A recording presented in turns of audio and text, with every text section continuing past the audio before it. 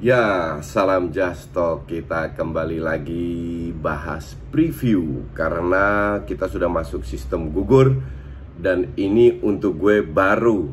The real turnamen mulai dari sini. Bukan sistem grup yang banyak tim yang menurut gue nggak layak masuk ke Piala Eropa kayak Finlandia, Macedonia, you name it lah. Tim Polandia juga nggak banget kecuali Lewan. Dimulai hari ini tiap hari ada 2 match, jadi selama 4 hari jam 11 sama jam 2 gue siaran Swedia Ukraina. Ini menjadi sebuah tantangan karena banyak pemain yang tidak familiar. Cuman gue sudah lihat Ukraina 2-3 match karena mereka di grup Belanda ya. Swedia pun demikian. Jadi kita lihat seperti apa nanti gue bikin previewnya. Kita mulai dengan 2 match, Wales Denmark dan juga Italia Austria.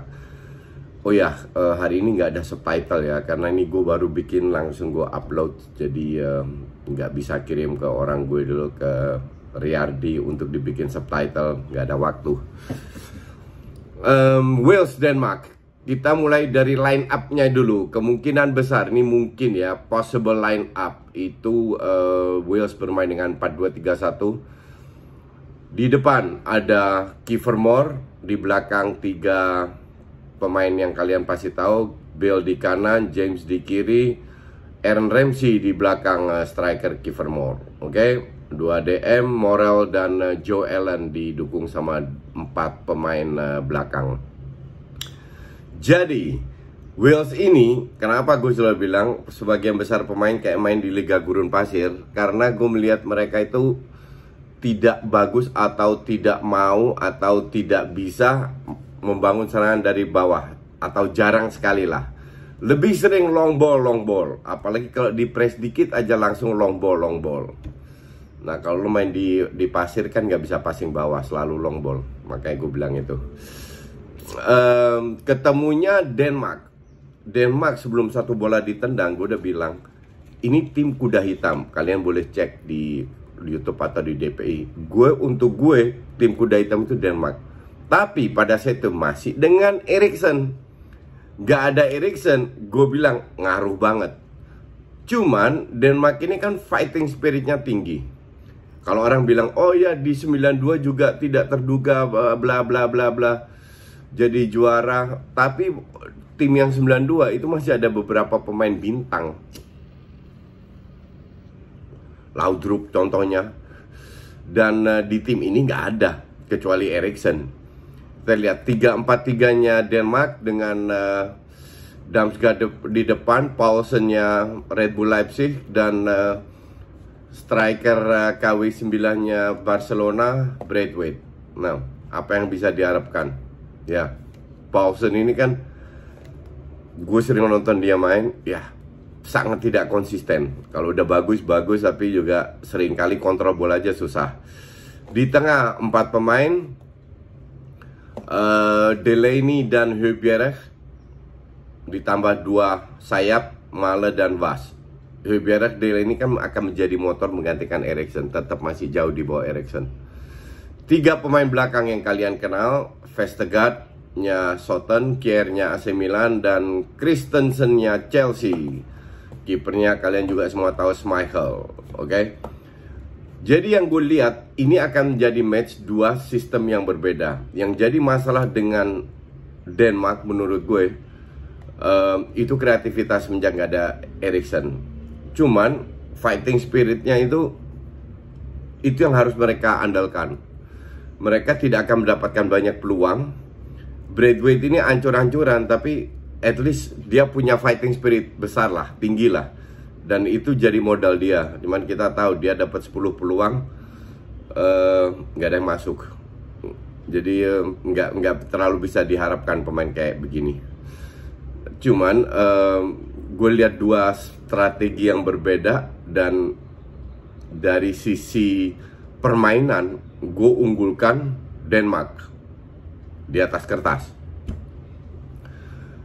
Tapi secara overall kan ini bisa dibilang match 50-50 ya. Dalam arti dapat nggak gol jatuh dari langit, ada nggak kartu merah, fighting spirit tinggi, Bale lagi keren nggak? Kalau Bale keren banget mainnya, bisa aja dia menjadi penentu. Karena si Denmark ini bener-bener nggak ada satu orang yang menonjol. Di Wales masih ada Bale, Ramsey yang nggak bisa diharapin juga, apalagi James, lari doang. Lari kalau ada tiang listrik di lapangan itu ditabrak sama Daniel James itu. Gue nggak yakin ini akan menjadi pertandingan yang menarik, tapi ya gue pasti nonton. Ya kita lihat, siapa tahu akan menjadi dua-dua lagi bermain bagus, menarik. Gue jujur, gue unggulkan Denmark, walaupun ini lebih ke 50-50 match ya. Tapi gue lihat dari sisi permainan dengan fighting spirit tinggi didukung oleh ketidakhadiran Eriksen, dalam arti mereka lebih termotivasi walaupun secara taktikal agak menurun. Oke? Jadi sedikit unggulkan Denmark. Kita ke next match berikutnya, Italia lawan Austria. Italia, kalian tahu sendiri pendapat gue, dan gue yakin si Mancini tidak akan merubah. Kemungkinan besar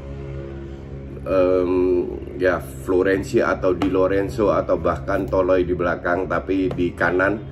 Tapi feeling gue sih kalau Florenzi fit dia akan main, kalau nggak Di Lorenzo, tapi lebih cenderung Florenzi.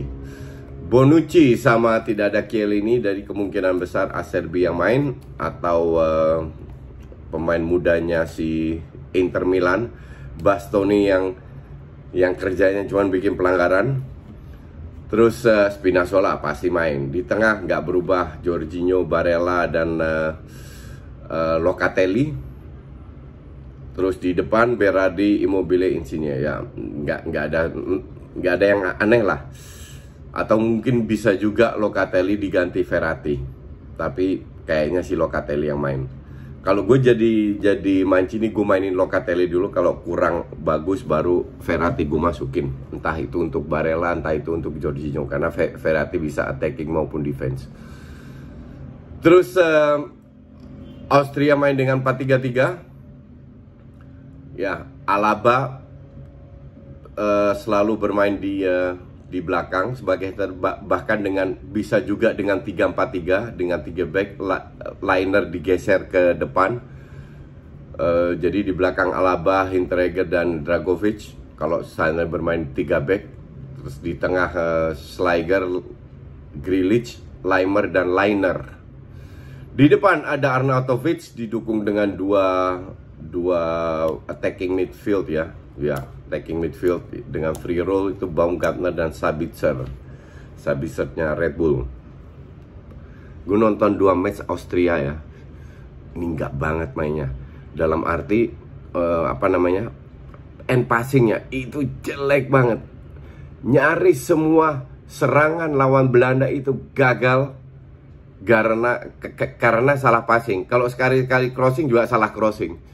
Jadi gue tidak melihat hebatnya tim ini. Hanya kebetulan mereka menang lawan di match pertama dengan 3-1, itu juga 2 gol ya jatuh dari langit kalau gue bilang, dikasih sama lawan. Ketemu Italia yang lagi on fire. Lu tau hebatnya Italia apa? 2 hal menurut gue ya, 2 hal. 1, timing mengambil keputusan kapan mereka masuk, kapan mereka masuk ke ruangan, kapan mereka harus dribbling, kapan mereka harus melakukan passing atau shooting. Oke. Kedua, yang membantu adalah akurasi passing. Akurasi passing Italia itu untuk gue, terutama di final third ya, itu tinggi. Kalau di tengah sekali-sekali passing oke lah, tapi di final third itu cukup tinggi. Dan positioning 3 pemain depan itu luar biasa. Kalau Immobile ke kiri, Insigne balik ke tengah, Berardi yang masuk, Barella yang masuk. Kalau Jorginho yang ke depan, Locatelli yang gantiin tempatnya. Kalau seandainya Immobile turun ke bawah, Locatelli bisa masuk ke tengah. Maka dari itu dia cetak 2 gol ya.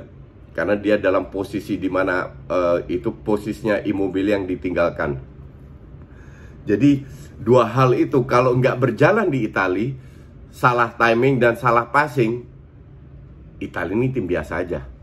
Tapi kita, karena mereka sudah lama bermain bareng dengan sistem yang apa namanya, yang kompak, jadi nggak ada alasan untuk merubah. Gue juga nggak ngelihat kenapa mereka harus bermain jelek, lawannya Austria pula. Tapi ya, you never know.